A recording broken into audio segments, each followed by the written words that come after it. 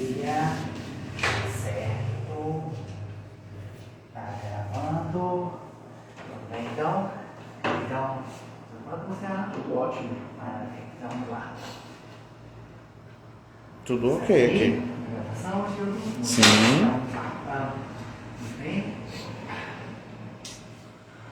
Olá, pessoal! Está começando mais um Café com Crise, o podcast oficial do Grupo de Comicidade, Riso e Experimentos, o Grupo Crise, diretamente aqui no coração do bairro do Benfica, no Teatro Chico Anísio.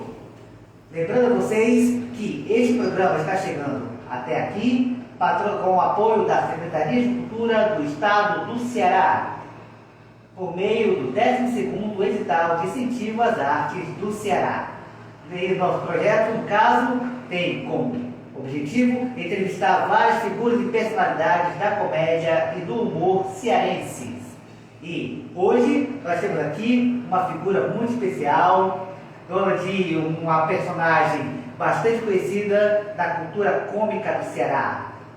Criador de Luciano do Ano do Crato, Luciano Alves. E aí, Luciano, tudo bem? Opa, tudo ótimo. Luciano Lopes Alves, Alves Lopes. Eu sempre uso o sobrenome Lopes, né? Luciano Lopes. Luciano Lopes, beleza, então vamos usar o Lopes por aqui, maravilha. Pronto, Luciano, é muito bom ter você aqui hoje, aqui no nosso programa. E pelo visto a gente pediu um convidado e ganhamos dois, que é você e o Potoca. Potoca. Está aqui para todos ele. Maravilha, Potoca, Luciano. Então, para nós começarmos a nossa entrevista, Luciano, a gente sempre tem uma perguntinha que a gente costuma fazer para todos os nossos convidados. Para você, Luciano, artista, humorista, trabalhador, função da comédia, o que para você é o riso? Olha, o riso, para mim, em primeiro lugar, é um estado de espírito. A gente está com o espírito bem elevado para que a gente possa gerir o riso, né? O riso também é fruto também do medo, o medo também ele causa o riso, mas o riso para mim é o bem-estar, é você estar de bem com a vida, é você poder sorrir, né, para as pessoas e fazer as pessoas sorrir para você. O riso ele é energético, ele é transformador, ele é um elixir, né, do bom humor, né, digamos assim. Maravilha, maravilha. E outra característica do riso, para mim, hoje, o riso hoje, para mim, é o meu ganha-pão, né, é o meu humor nosso de cada dia. Ah, que maravilha ver essa questão que se consegue trazer, que o riso é capaz de trazer, que tanto pode ser a profissão, mas também pode ser uma profissão que satisfaz. Satisfaz, né, que transforma, né, as pessoas, né. Alguns estudiosos, né, já provaram mais por A mais B que o riso ele é benéfico, né, à saúde, né? Ele ajuda a curar, né, várias mazelas. Maravilha saber dessa sua visão a respeito do que é o riso para você, Luciano. E agora, pronto, nesse caso aqui, continuando a falar sobre essa questão do riso, um aspecto mais geral. No caso, você já tem uma estrada nessa carreira do invisível, da comédia, que tipo, já tem o quê? Desde a década de 90, já tem o quê? Uns 30, 40 Isso, esse ano a faz 30 anos, 30 anos. Né, e a gente vai fazer essa comemoração em grande estilo, né, vai ter uma exposição, né, cronológica desses 30 anos no Crato, vai ter um documentário que já está pronto, a gente está nessa fase de edição, que é Ele e Ela com Muito Humor. É o nome do documentário, Ele e Ela com Muito Humor. E a gente está planejando também um espetáculo para o teatro, mas esse ano a gente vai fazer o documentário e a exposição. Ah, que maravilha! E aí, mas é uma coisa que a gente já pode esperar para esse semestre?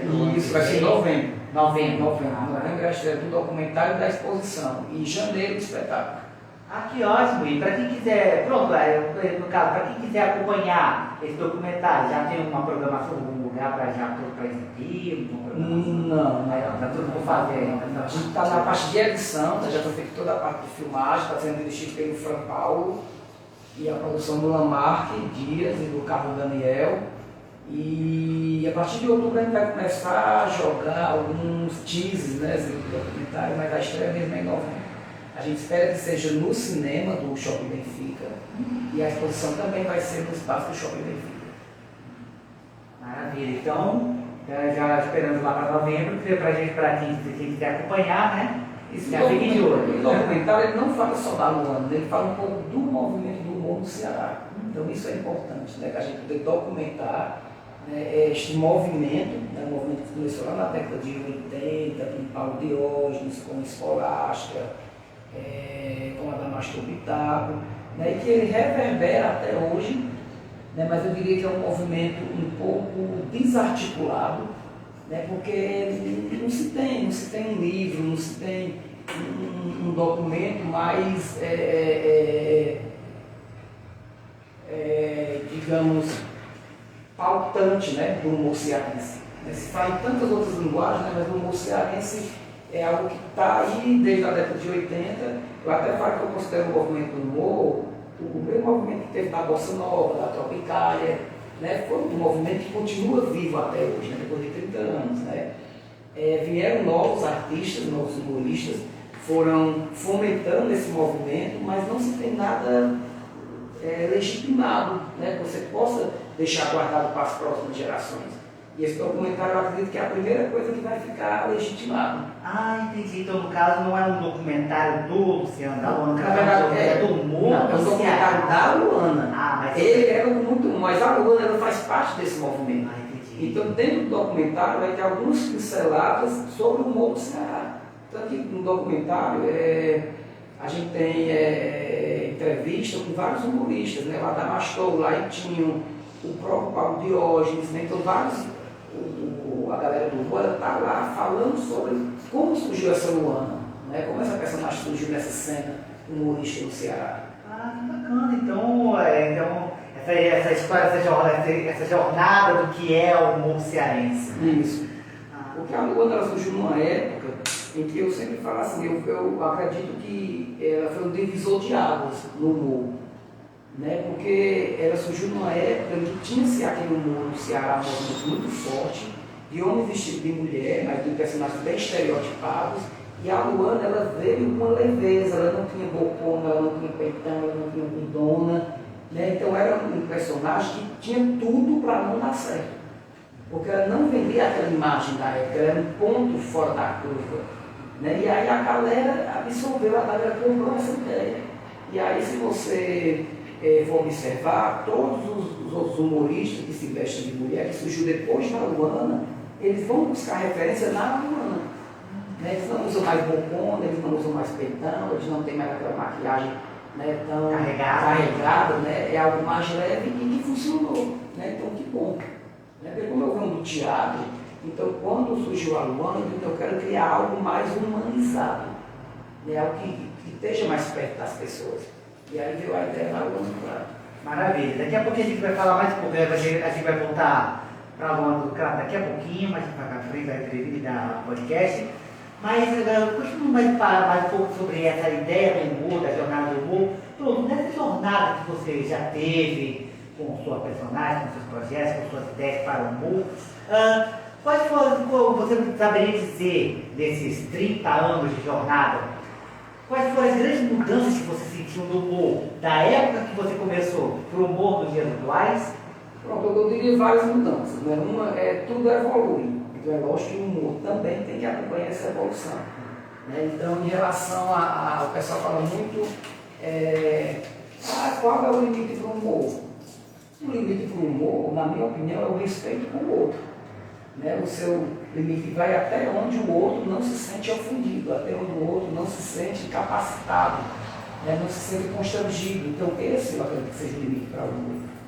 Né? E aí, outra coisa que mudou muito foi as políticas públicas, né, para o humor, que antes não tinha.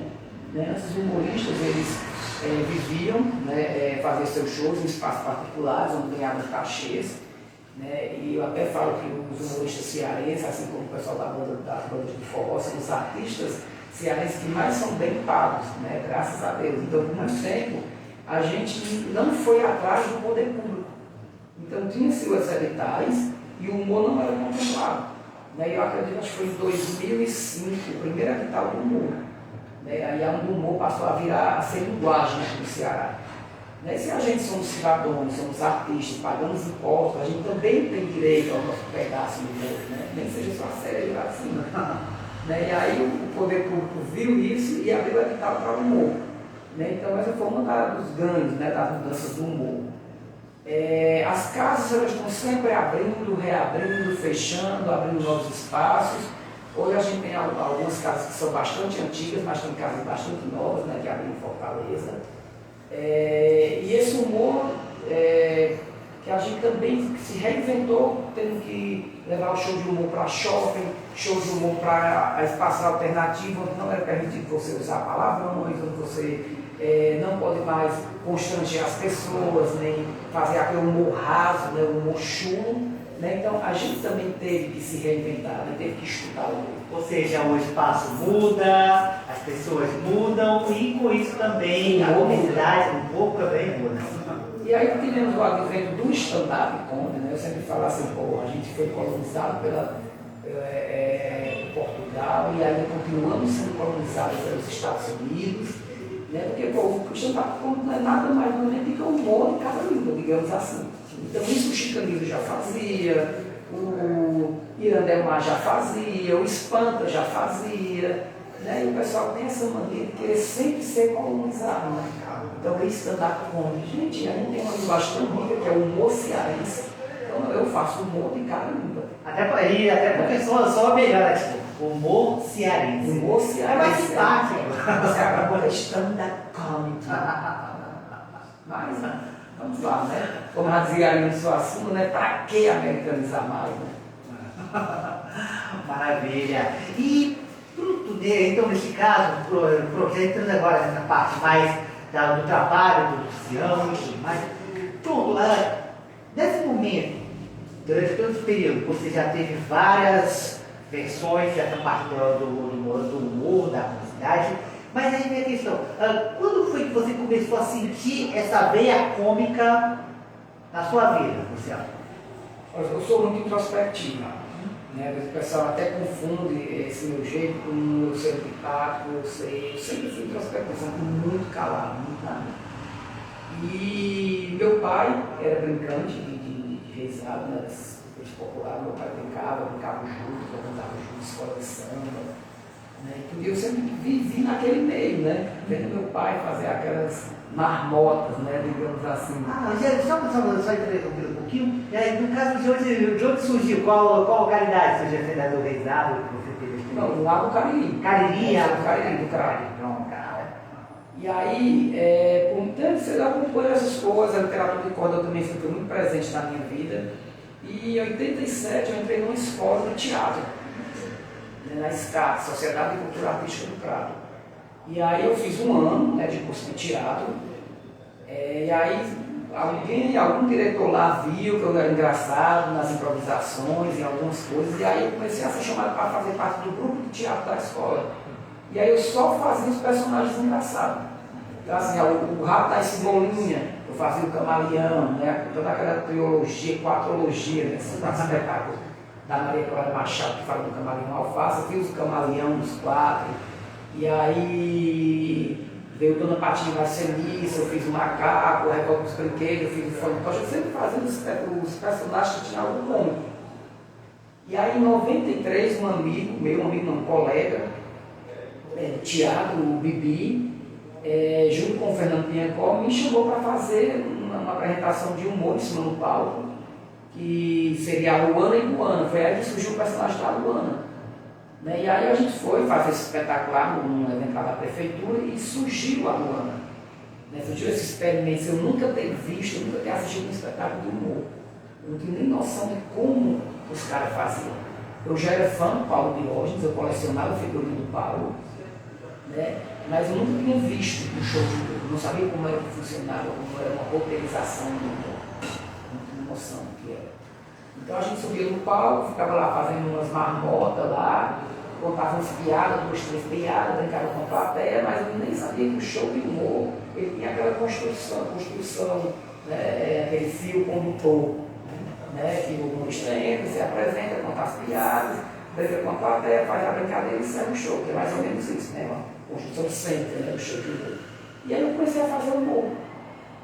Que maravilha essa coisa de ir evoluir, ter essa toda coisa crescendo e evoluindo e ganhando ramificações para vários caminhos. Isso. E aí, qual foi o momento que você sentiu que, pronto, é isso que eu quero para minha vida, eu quero o humor, eu quero o risível? Quando eu comecei a ganhar dinheiro. Quando eu comecei a ganhar dinheiro, eu disse, opa, é por aqui. Daqui é meu trabalho. Né? Porque eu sempre fiz teatro, né? E a gente sabe que o teatro a gente fazia um espetáculo, eu pegava a bilheteria, cara, eu podia dividir, não dava nada para ninguém, né? Era uma vida muito sacrificada, né, no teatro, né? A gente se sentia os popstar, o pobre popstar, pobre popstar, né? Que financeiramente ainda hoje se paga muito ruim no teatro, né? E aí quando eu vim para Fortaleza, o Paulo me convidou para fazer o espetáculo Três Doncelos e uma Comédia. E aí eu falei que não iria, porque na verdade, naquela época o meu foco era o teatro mesmo, então eu queria ser um diretor, eu queria dirigir Túlio Marcos, Ariano Suassuna, Shakespeare, eu queria ser um diretor, não quero ser um diretor, eu fui estudar para ser uma Iriaquino, para ser uma Francinice Campos, para ser um Oswald Barroso. Eu não quero ser um humorista, tanto porque eu vi a galera do teatro, às vezes, meio que de lado ali com humor, uma profissão não tão valorizada, uma profissão de esquinas, meio marginalizada, né, o humor. É aquela coisa, a margem dentro da própria arte. A marginalização dentro da própria arte, né, que é uma coisa bem escrota, né? O próprio artista marginalizando o outro artista, quando ele levanta uma bandeira de igualdade, né, e tudo. E aí o Paulo me convidou, a princípio eu falei que não iria, eu estava terminando o colégio de direção teatral. E aí ele disse, cara, eu quero que você trabalhe para mim sexta, sábado, domingo à noite no teatro, não, quinta na Shopping Pizza, no show da Raimundinha, fazendo a participação, sexta, sábado e domingo no teatro à noite, e na segunda tu vai gravar o Beco do Rio. E eu vou te pagar X por semana. Quando ele falou X, eu digo, quanto é? Ele X. Eu disse, sério, vai me pagar isso daqui para mim trabalhar só esse discutido? Ele, vou. E aí depois, quando a Luana começou a acontecer, que eu comecei a fazer os shows solos e tudo, e já, gente, é por aqui. Porque hoje, como eu te falei, né, eu acredito que os humoristas são os profissionais mais bem pagos do Ceará. Apesar que hoje, pós-pandemia, a gente está sendo muito mal remunerado. Mas mesmo assim, esse muito mal remunerado ainda continua sendo, em relação a alguma galera que trabalha com teatro, ainda continua sendo um cachê muito bom. Entendeu? Pronto, maravilha. E aí me lembrou um pouco que eu queria falar. No caso, você começou todo o seu trabalho do CRA, foi lá que você desenvolveu alguns traços e tudo mais. E quando foi que você sentiu que era a hora de mudar de arte? No caso, você começou a ver, você se fixou aqui em Fortaleza a partir de 2001, né? Isso, 2001. Na verdade, eu vim para Fortaleza, uma intenção só de fazer o colégio de direção e voltar para o CRA. O meu sonho era chegar no CRA como primeiro diretor de teatro formado. Olha só, isso é muito pequeno, né? Assim, para quem não sabe, antigamente aqui no estado do Ceará, para você ter uma formação em teatro, você tinha que fazer o curso de arte dramática. Que na verdade é uma formação para professor, né, mais ou menos no caso, né? O Colégio de Direção Teatral tem uma formação mais, digamos que robusta. A diferença do Colégio de Direção para o cara é que o Colégio de Direção ele não te dava aquele certificado acadêmico, né, que o CAD te dava.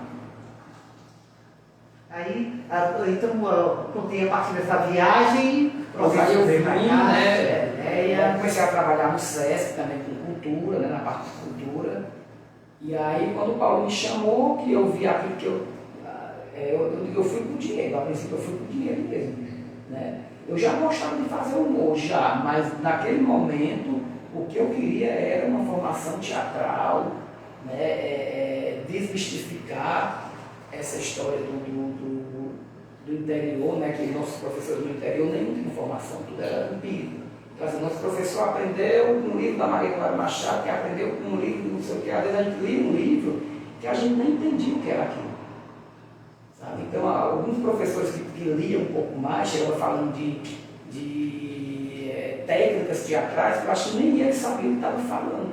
porque não ia estudar fora, não tinha esse conhecimento amplo do que era teatro. Eu me lembro quando eu fui para a primeira vez para Guaramiranga, com a ficha de colégio de direção teatral, eu cheguei no cara encantado, eu digo, gente, é capaz de você fazer teatro sem nada, só com os atores em cena. Porque lá no interior, se a gente fosse fazer um espetáculo, se tivesse 10 cenários, a gente fazia 10 cenários.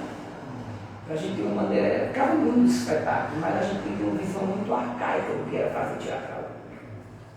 Foi todo mundo uma coisa muito autodidata, né? Tudo, completamente. No Crato, tudo foi completamente autodidata. Tanto minha, até o momento da gente ir embora, eu não vim só, veio vários artistas do Crato na época, como a galera que continuou lá. E conta aí desse momento, a partir do momento que houve a sua residência fixa aqui em Fortaleza, ainda há essa troca, ainda há esse contato, ou uma troca entre vocês aqui de Fortaleza que vieram para cá e o pessoal que ficou lá no Crato? Tem essa troca? Assim, eu tenho alguns amigos lá no Crato, né, e alguns colegas também que fazem teatro. Né, então sempre que eu vou lá eu procuro levar algo. E hoje lá no Cariri, tem uma região lá, hoje uma região muito rica culturalmente, apesar de muito pobre em produções teatrais. Antes a gente não tinha formação acadêmica, a gente produzia muito mais. E hoje lá tem, né, faculdade de teatro, lá tem um grupo lindo, tem um grupo maravilhoso de pesquisa, da Joaquina. Né? Mas a maneira que a produção hoje lá empobreceu um pouco. Mas você acha que isso aí deve aqui? Olha, eu acredito que os próprios artistas, né, que começaram, hoje os artistas entram muito na universidade, e eles acabam levando muitas coisas para o campo científico, né, para o estudo, para as teses, né, e a prática fica muito a desejar. Aqui em Fortaleza acontece isso. Você vê muita gente tentar na universidade, mas os teatros estão vagos, não tem espetáculo mais que fique um mês em cartaz, que fique nas temporadas, né, como tinha há 20 anos atrás. E também eu acredito que os editais também, eles um pouco que prejudicaram, eles deixaram os artistas mais preguiçosos. Né, porque hoje todo mundo faz seu projeto, engaveta e fica esperando um edital. Se passar no edital, o projeto sai da gaveta. Se não passar, o projeto sai da gaveta. Entra para a gaveta. Aí passou no edital, você fez o projeto, cumpriu o edital, pronto, o projeto morreu ali. Né? E também se deve também muito aos espaços, não se tem mais espaço para se apresentar o espetáculo.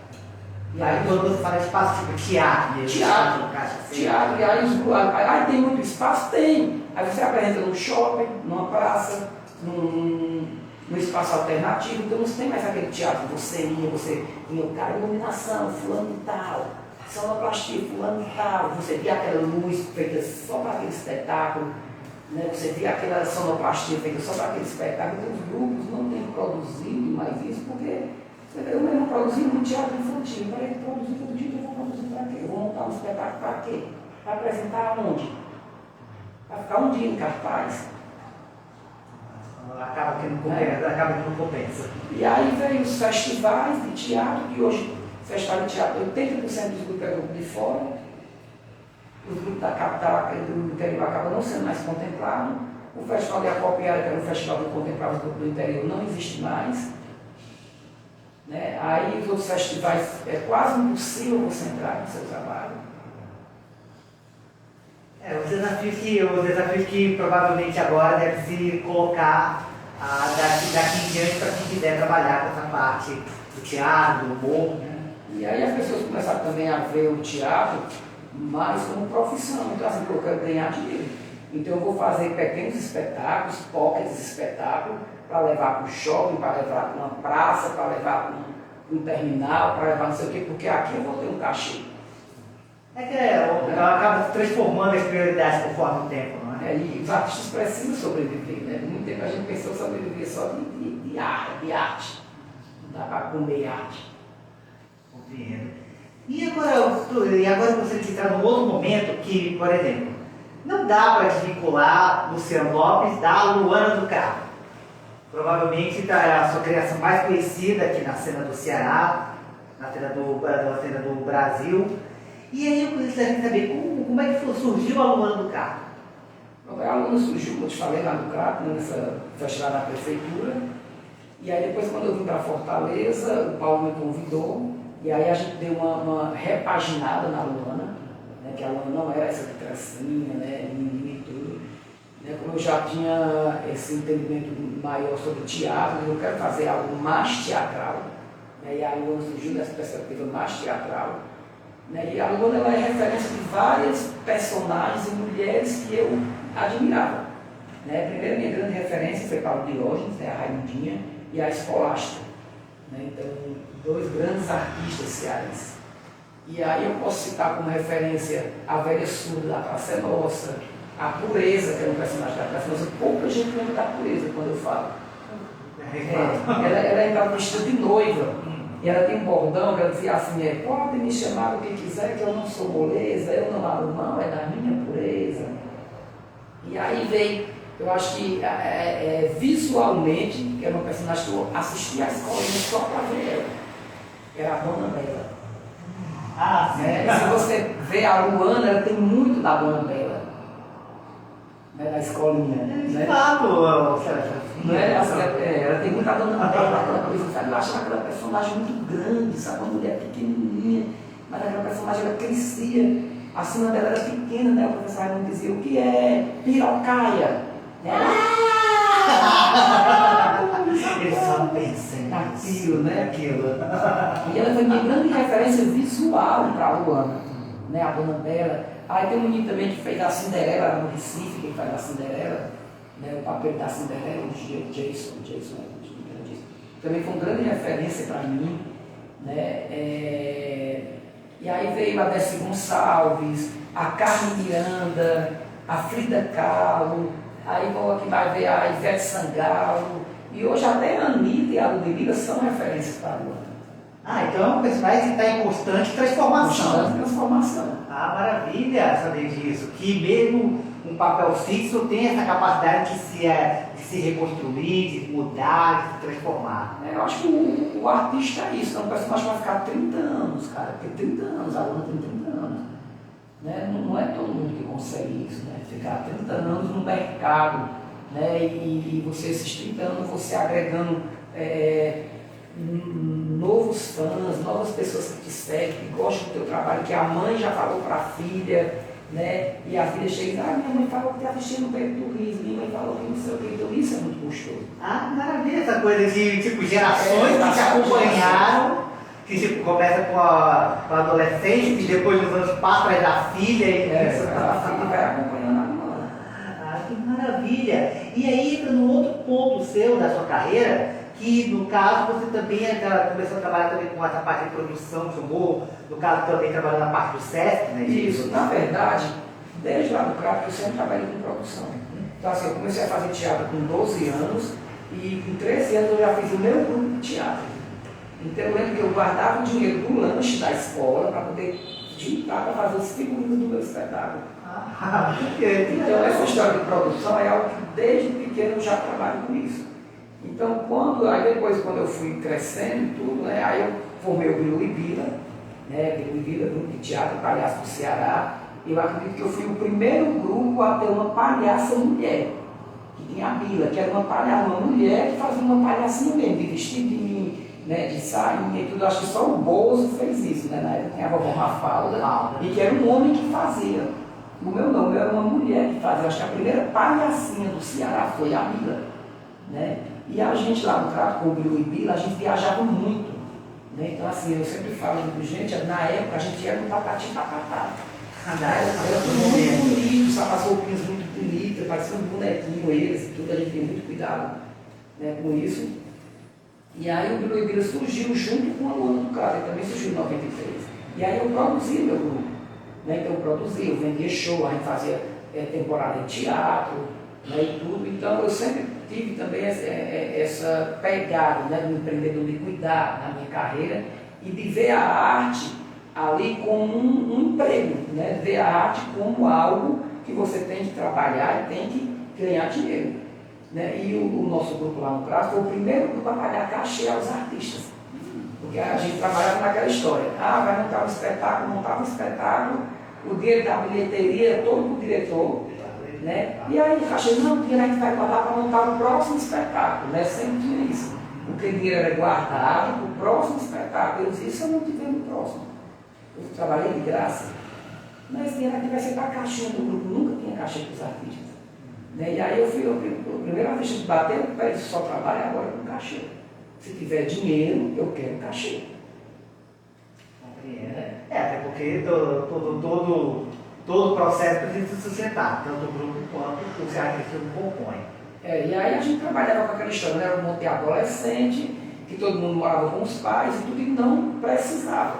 Entendeu? Então quando eu criei o Billy, que eu passei a pagar os meninos, os caras assim, tu é louco, os meninos diziam, cara, eu tô ganhando dinheiro, com 14 anos eu ganho dinheiro, cara, eu tenho meu dinheiro para ir para o cinema, para ir lanchar, para ir não sei o que, eu disse, vai pedir a meu pai. Sabe? Então isso era muito bacana na época pra gente. E aí já começou essa parte empreendedora do processo. Eu sempre fui muito empreendedor. Sempre. E quando você teve a mudança lá do Crato para aqui para Fortaleza, em que você sentiu que você evoluiu mais essa parte do empreendedorismo do humor? Primeiro, eu estava muito bem lá no Crato, na época, né? Eu fiz a seleção para o colégio, passei. Eu lembro que eu tinha participado do festival de Acopiara, a gente tinha sido super premiado em Acopiara com o grupo. E aí eu passei no colégio e fiquei, gente, eu vou embora. Daí tinha um grupo ali, todo mundo, você vai embora, você está abandonando a gente, gente, olha, vamos lá fazer uma palavra de escoteira aqui. Eu vou passar 2 anos lá e volto.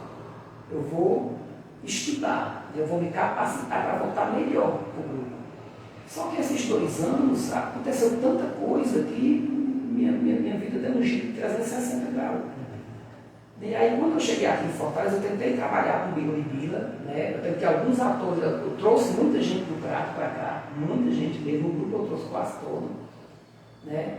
E só que já tinha muitos grupos infantis aqui em Fortaleza, e meu tempo era muito delimitado, né? Eu trabalhava no SESC e à noite fazia show. E aí, quando a Luna começou a acontecer, né? E aí que eu comecei a ter mais meu financeiro ficar melhor, aí eu comecei a investir, aí o grupo se tornou um grande grupo, a gente fazia evento para a prefeitura, para shopping, a gente tinha cabeção, bonecão, saímos dos palcos para levar, né, espetáculo para viajamos muito com o Bila, chegou uma época que a gente tinha 31 pessoas trabalhando no grupo e 6 de carteira assinada. Aquelas pessoas que ficavam lá nessa parte de produção, que tinham trabalhado o dia todo, né, e tudo. A parte mais técnica. A parte mais técnica, né, do grupo. E aí criei as marmotas, né, que é a pessoa jurídica, né, para a gente poder adentrar dentro dos projetos, para poder, né, ter um teor mais profissional, né, dentro do grupo.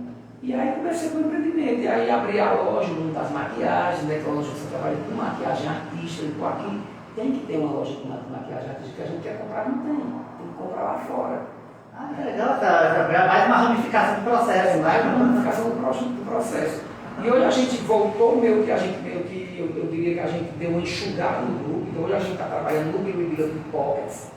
Né? Dentro das marmotas a gente lançou vários humoristas, cuidando da carreira de vários humoristas e vários artistas que estão hoje no mercado. Né? Como a gente ainda continua também cuidando da carreira de alguns artistas. Né? Mas hoje a marmota está mais focada na Luana. Não, vamos dar um freio, vamos cuidar um pouco da Luana, que é o carro-chefe, que ela também é artista, então se dedicar aqui. Então hoje em dia você tem o Marmotas, tem o Bila, o mundo das maquiagens. O mundo das maquiagens, ou seja, quase um grupo empresarial artístico. Quase isso. Não pode se dizer, porque já são 3 empresas já, é um grupo empresarial artístico já. E quando é que você começou a ter essa visão empreendedora de levar o show de humor, a comédia, para além do teatro e do baile, começar a levar para shopping, para espaços alternativos? O que era que me incomodava quando eu cheguei aqui em Fortaleza e fiz fazer o espetáculo com o Paulo? O espetáculo das 3 donzelas, uma comédia, só que você ia para o teatro, era o mesmo show de humor que era levado para o teatro, o mesmo show de baile era levado para o teatro, só mudava o nome. E aí aquilo me incomodava, eu dizia, Paulo, por que a gente não monta um espetáculo mesmo? Ele, que não sei o que, o povo não sei o que. Aí a gente convenceu ele a fazer as 3 donzelas em busca da fama. Ele disse, já que você não quer o texto, vamos pelo menos roteirizar. Então a gente pegou esse tema, 3 donzelas em busca da fama, e a gente criou um fio condutor. Sabe? Então tinha um fio condutor que tinha começo, meio e fim, tinha um cenário, sabe? Tinha uma história que era contada, mesmo não sendo um texto decorado, mas tinha uma história contada ali. E a gente levou para o teatro e deu certo. Ele, cara, tá certo. Então eu me incomodava com aquela história do pessoal dizia assim, eu vou para o teatro, para tirar do teatro as mesmas piadas que eram contadas no bar. Só dentro de um teatro, só mudava o nome. E aí foi quando eu criei as marmotas.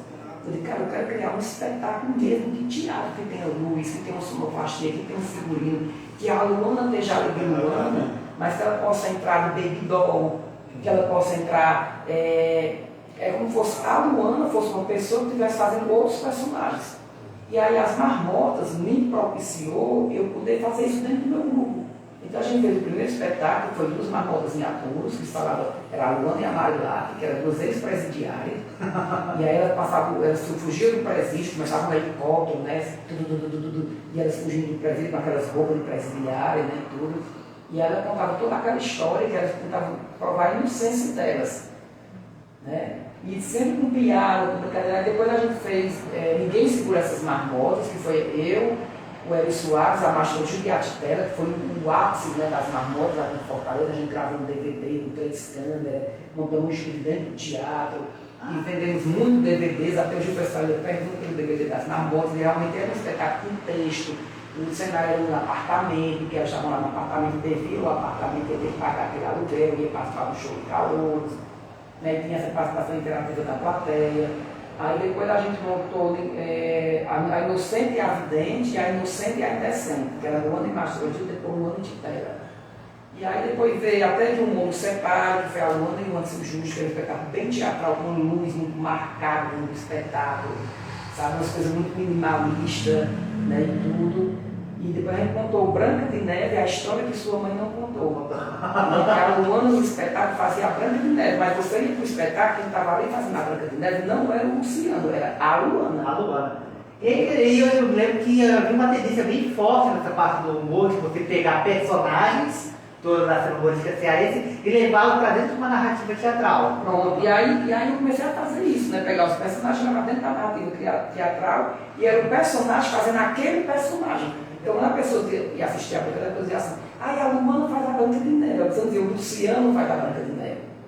Aí eu fui assistir o espetáculo que a Luana fazia a Branca de Neve, eu fui assistir o espetáculo que a Luana fazia a mulher do Anderson. E no Até que o Mundo Separe, era uma briga do casal, eles casavam, né? E via essa briga, né? De casal, de domínio do homem e a mulher, e no meio desse domínio tinha uma sogra, né? Que era o Ramon Oliveira. E no final, eles se acertavam e tinha uma cena linda, sabe? Que era um foco, né? Que os dois se encontravam e o Anderson começava a tirar a roupa da Luana e eles transavam, né? Em cena, né? E, cara, a gente ria tanto nessa hora, né? Que Anderson não vai ficar, deixa você não vai se entregar em mim, não. Né? E a gente saiu assim, mas o Anderson era uma entrega tão linda no espetáculo, sabe? Quando o pessoal ficava assim, cara, que cena linda, vocês transando ali no final e tudo. E a Luana ela ficava nua mesmo, né? Então ela ia fazer uma malha, né, toda colada, né? Ele tirava a roupa e a Luana estava nua, né, lá em cena, e eles começavam a transar. Estava sendo muito lindo o espetáculo. Isso aí, e essa coisa de você pegar personagens já consolidados, trabalhar com narrativas diferentes.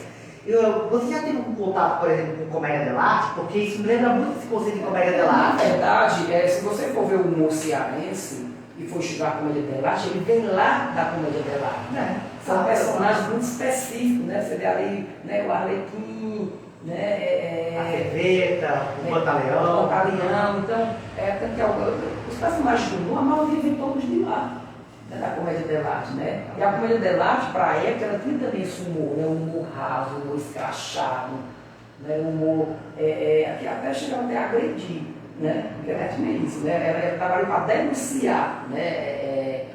Algumas coisas que aconteciam, né, no reino, né, naquele momento histórico ali. Né, mas eu tinha essa necessidade de teatralizar o humor. Né, e aí, as Marmotas foi sim o primeiro grupo do Ceará a fazer isso, a teatralizar o humor, a levar os personagens de humor para o palco fazendo outros personagens. Maravilha, de toda essa questão da história, né, nesse momento que você conta, toda essa trajetória, que também, não tem como negar que é uma trajetória também do humor cearense. O humor cearense, né, faz parte do humor cearense. Nós fomos um espetáculo que a gente fez até aqui no Teatro Chicanildo, foi Marmotas X-Fury. A gente pegou essa onda do X-Fury, né, que estava, né, acontecendo aí no mundo todo. Ele disse, cara, vamos fazer um Marmota Experience. E aí a gente compilou, né, cenas dos melhores espetáculos das marmotas e fizemos um espetáculo todo de recorte. Ah, que legal! E aí vem um ponto. No caso, o que você quais foram as grandes transformações que você sentiu na sua carreira desde o momento que você começou até chegar aqui? Qual foi aquele momento que você pode dizer, foi o meu alto e qual foi o momento que foi o seu baixo?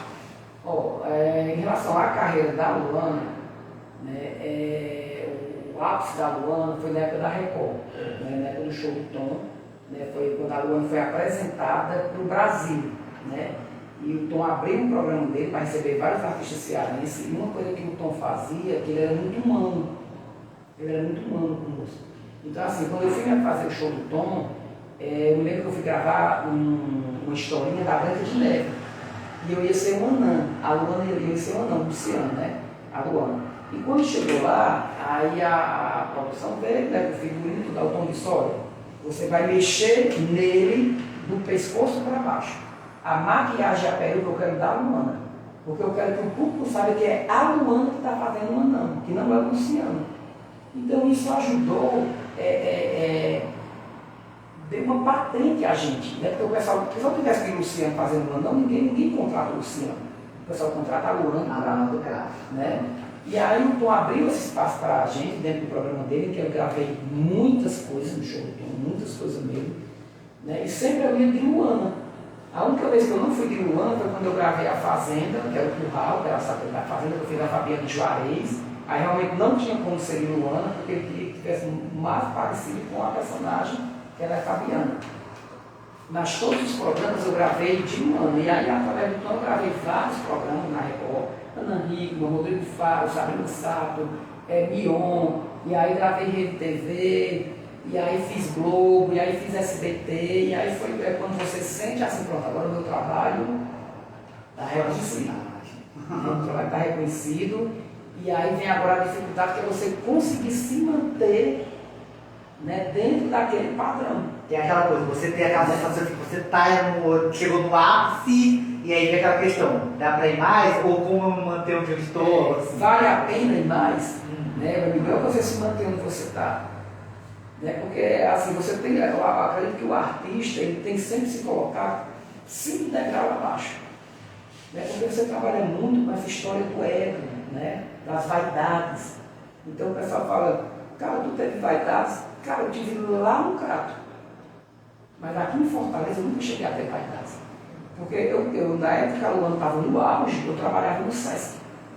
Então eu ia gravar, o produtor voltava e ia trabalhar. Então todo dia eu estava lá batendo meu ponto. Então eu não vivia, eu não conseguia digerir aquela fama. Até hoje, às vezes o pessoal chega e fala, opa, não sou eu não estou aqui. O pessoal, não. Eu lembro que lá no Crato eu estava na amostra, e eu sempre cuidava da amostra infantil, né? E eu na portaria recebendo o ingresso, a senhora passou aí, voltou aí e disse, tu é o ano do Crato? Eu disse, tu está aqui na porta recebendo ingresso? Eu disse, sim, estou aqui na porta recebendo ingresso. Sabe? Então assim, eu nunca deixei me levar, sabe? Por essas vaidades. Nunca deixei. Né? E o fato do SESC, eu trabalhar no SESC, sempre me colocou muito o pé no chão. Então eu agradeço muito nessa instituição. Que quando eu tentava voar com minhas vaidades, o SESC, opa, cara, pé no chão. Acho que é por isso que até hoje a Luana está aí no mercado. Né? Assim, e eu falo, né, sem vaidade nenhuma, que a Luana ela continua, né, onde ela ficou. Né? Ela sobe um pouquinho, mas ela não baixa, ela fica ali. Sempre fica na média. Ela sempre fica na média.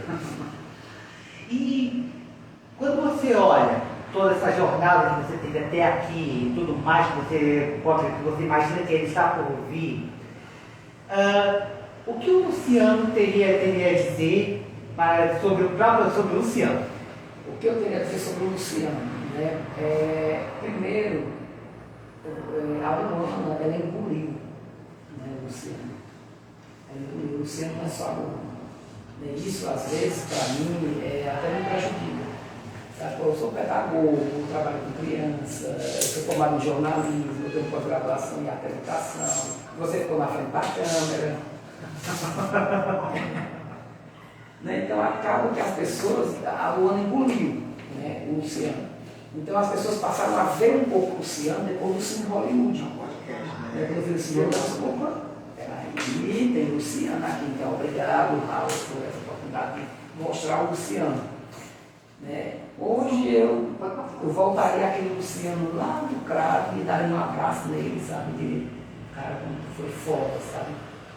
Abraçava aquela criança lá que batalhou desde o pivete, lá eu daria um abraço nele naquele Luciano. E agora assim, eu sempre fui muito determinado também com minhas coisas. E eu nunca quis ser aquele artista mediano, sabe?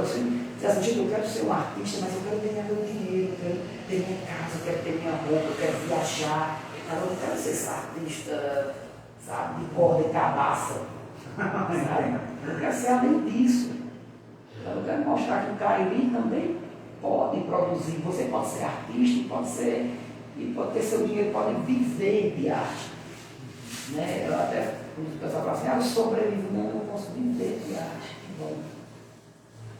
E pronto, você no caso falou, como você interpretou como o ator Luciano do projeto do Cine Hollywood, qual é o maior desafio na hora de diferenciar o Luciano, ator, pedagogo, da personagem do Luana do cara?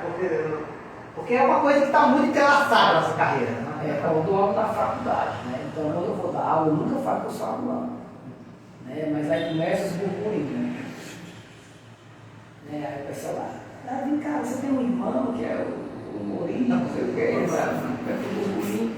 E aí eu digo, não, aí eu falo, né? O pessoal quer que fale da história da Luana, aí eu falo, gente, ó, mas aqui eu sou o Luciano. Né? Porque a Luana realmente ela engoliu mesmo, né? O Luciano. Né? Isso, por um lado, não é saudável. Né? Porque ela é uma personagem muito forte, né? E a gente acaba dizendo, eu faço a Luana todo dia.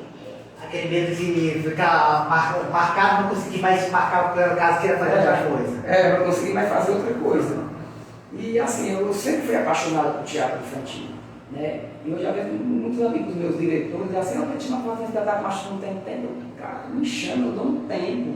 Mas realmente o tempo do humorista é muito complicado. Porque você diz assim, Luciano, tu vai fazer o que domingo? Nada. Mas quando é na sala da noite, o pessoal liga para fechar um show no domingo.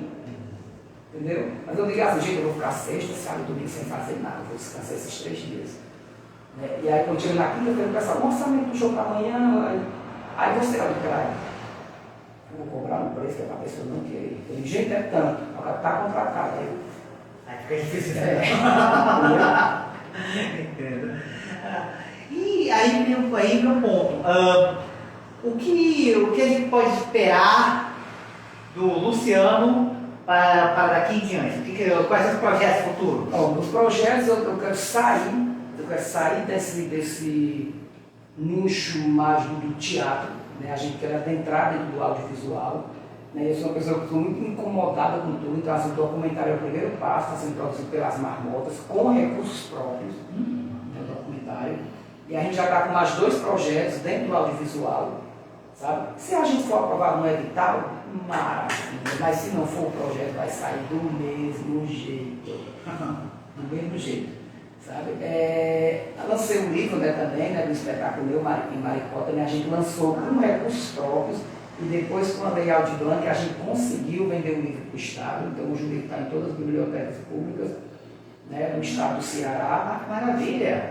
E esse livro ele já está sendo roteirizado para o cinema, então a gente quer produzir um filme infantil, né, um filme infantil que não estão se produzindo mais, né, filmes para criança. Então poderia repetir de novo o título? Mariquinha Maricota. Mariquinha Maricota. Já está sendo roteirizado, a trilha sonora já está sendo também construída, já as músicas estão lindas. Porque como é que eu faço? Eu começo a fazer, trabalhar, e eu vou dizendo, quanto é que eu vou fazer esse plano do meu filho? Então, eu vou te pagar, o cara já faz, eu vou deixar ali.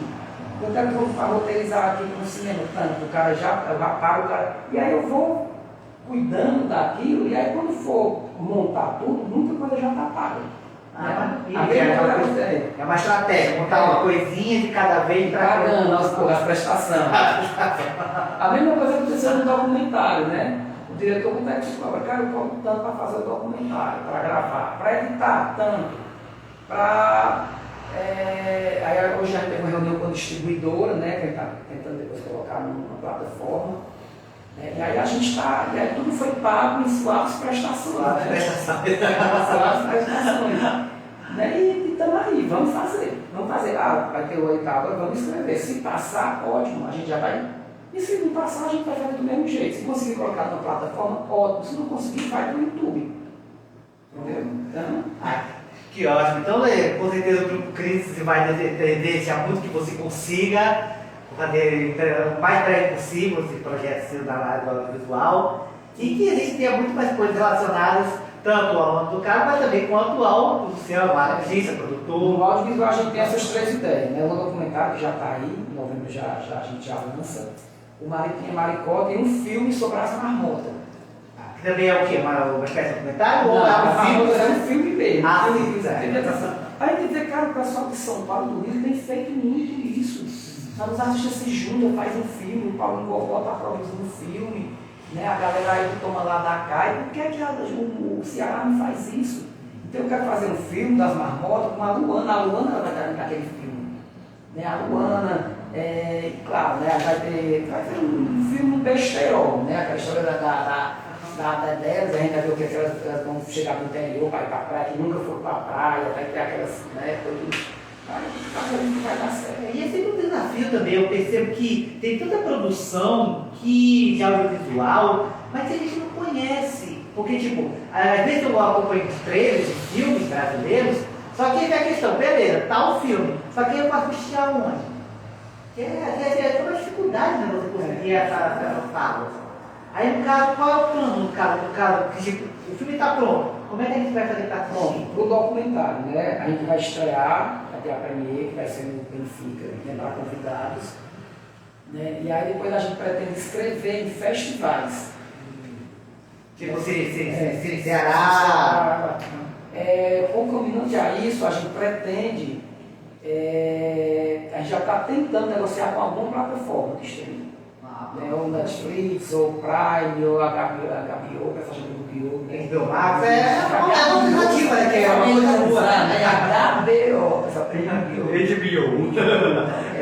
HBO Max. E aí, pilotos tem a Pluto, né? Hoje tem muitas plataformas, né? Eu acho que é uma boa alternativa também com essa parte eu chamo de TV Net, eu ouvi chamar exatamente por conta disso, TV Net. Mas eu acho que isso aí é uma boa alternativa hoje em dia, né, para a produção audiovisual. Tanto que a gente está trabalhando o documentário, tudo em 4K, tudo que já vai para a plataforma do streaming, dentro daquelas normas lá que eles pedem. A gente está trabalhando já tudo dentro daquilo ali. Maravilha. Então, desejando para você e para as marmotas, para o Bilo Bila, tudo de bom. E agora nós vamos chegando aqui, já estamos entrando na etapa final do nosso programa.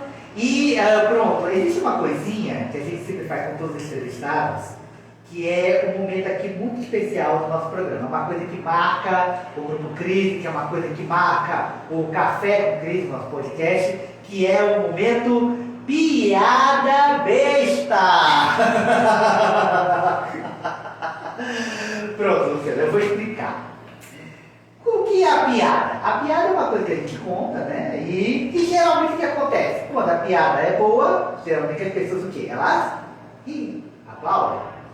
E se a piada for ruim, às vezes as pessoas vaiarem. Só que aqui, no nosso Piada Besta, a coisa é um pouquinho diferente. Como funciona? Se a piada ela for ruim, a gente aplaude.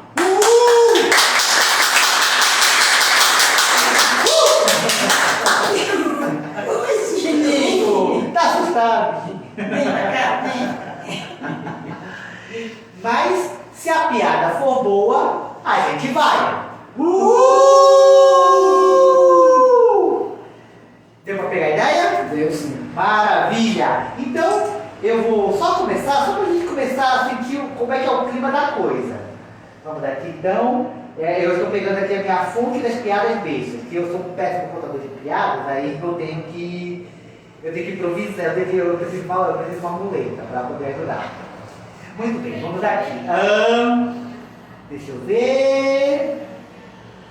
Certo.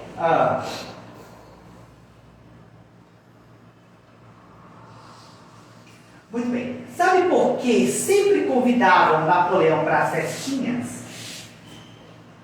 Porque ele era um bom partido.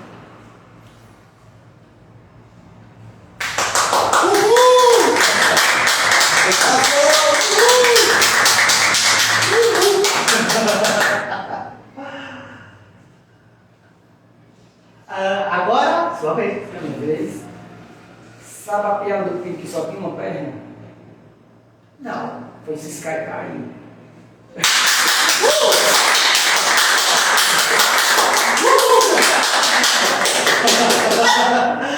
Maravilha! Foi ótimo ter você aqui, Luciano. Eu que agradeço. É muito bom ter pessoas como você que mostram a diversidade que há no humor, no riso, as potencialidades da parte de produção, de atuação, de constrói esse momento, constrói um grupo teatral e isso vira um grupo empresarial de arte. E você gostaria de dar algum anúncio final para o pessoal que está assistindo a gente? As pessoas sempre perguntam assim, quais os planos para o futuro, né? Essa pergunta, como é que você se vê? Cara, o meu sonho é ser a Rita Lee do humor. Sabe? É um dia dizer assim, eu vou parar de fazer humor e parar.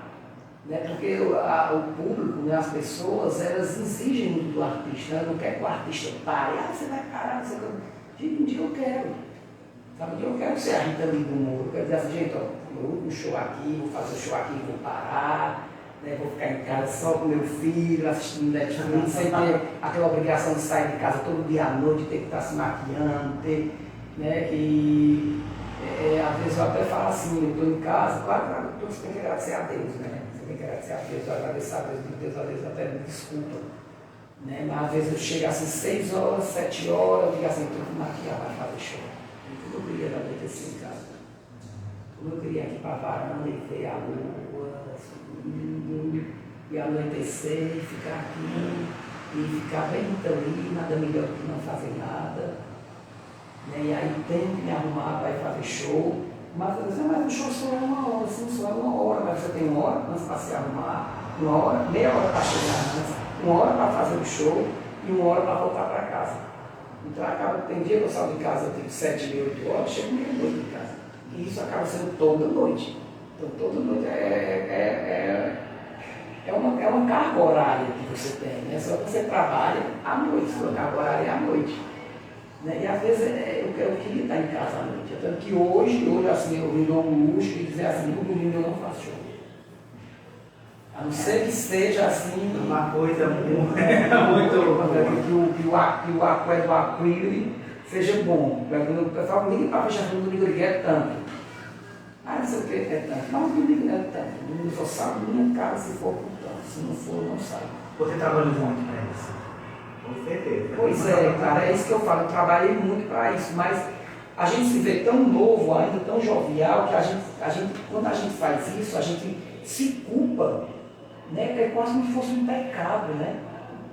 É uma questão de construção, né? Porque aí, porque é aquela coisa, o tempo muda, as prioridades mudam, e a gente vai adequando a nossa carreira conforme as prioridades. Mas é doloroso, você acaba se culpando, sabe, por uma coisa, dizer assim, gente, eu deixei de ganhar dinheiro, eu deixei de sair.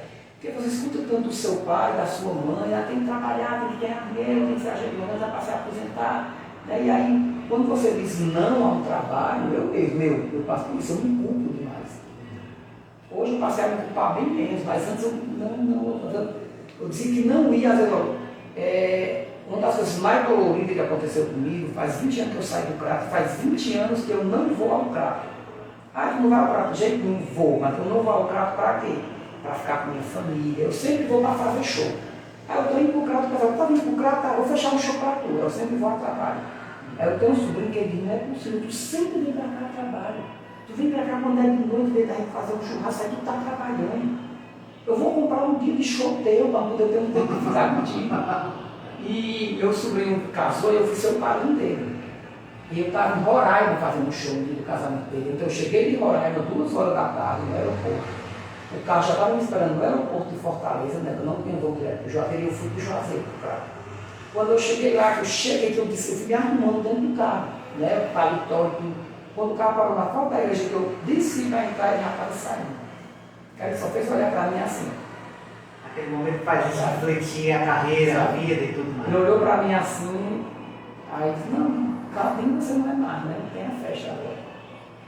Sabe? E aí, a minha irmã, todo mundo faz a renovação da casa dela, né? Que é os votos com o santo e tudo. E aí todo mundo prometia de ir, que é janeiro, né? Eu digo, eu vou, só tornando acontecer uma coisa. Aí quando foi esse ano, eu disse, eu vou, agora pegar uma agenda, sexta, sábado, domingo, viagem para.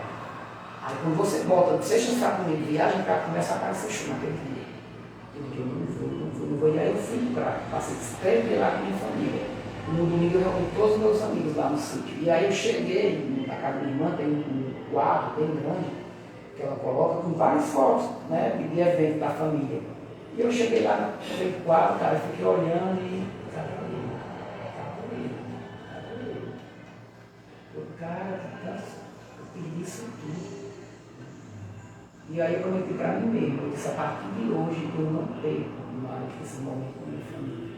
Esse ano eu tenho prometido que ia para o São João, lá de casa do sítio, não foi. Apareceu um show lá para evacuir, mas está na minha agenda aqui, né, o São João, a renovação da minha irmã, não abro mão, sabe, é uma rumeirada no Juazeiro, não abro mão, né, eu sempre ia para as rumeiradas, né, com minha família. E isso eu acabei perdendo, né, devido ao emprego, né, e às vezes você se culpa, né, por isso. E aí eu falei, não, eu quero ser a Rita ali do novo, não quero mais abrir, eu quero, próximo ano eu quero olhar para esse quarto e dizer, olha eu aqui. É aquela coisa, já começar a assumir uma outra etapa da vida, né, também, da carreira, da vida em si, né. E eu estou esperando que você continue com essa sua parte da carreira, mas que também consiga viver também. Bom, foi ótimo ter você aqui. Foi uma experiência maravilhosa. Foi ótimo ter você aqui. Vai ter outro convite, né? Ter você aqui. Esperamos que futuramente, em algum outro momento, que você possa se encontrar outra vez. E valeu mesmo. Muito obrigado por estar aqui no nosso programa. E até a próxima. Sucesso para vocês. Mais uma vez, estamos encerrando agora o podcast Café com Crise, que está chegando até vocês, sendo gravado aqui no Teatro Chico Anísio, com o apoio da Secretaria de Cultura do Estado do Ceará, por meio do 12º Edital de Incentivo às Artes do Ceará. Também com o apoio do Instituto Federal do Ceará e o Programa de Pós-Graduação em Artes do IFCE. Até mais, pessoal, e tchau! Valeu, Luciano! Valeu!